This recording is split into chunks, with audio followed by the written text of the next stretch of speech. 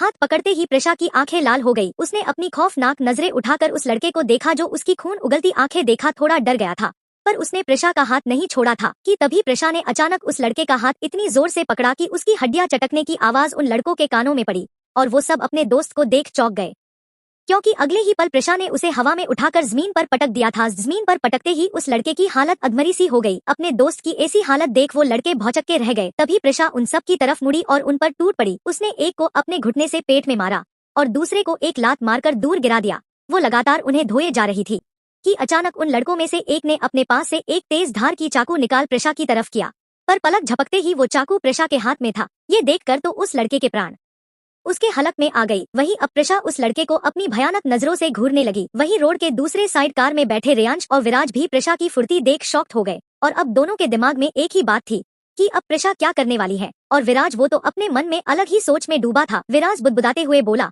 Oh my माता, ये सब क्या देखना पड़ रहा है। मैंने सोचा नहीं था कि प्रशा रेयांश के टक्कर की है। ये दोनों एक जैसे ही है।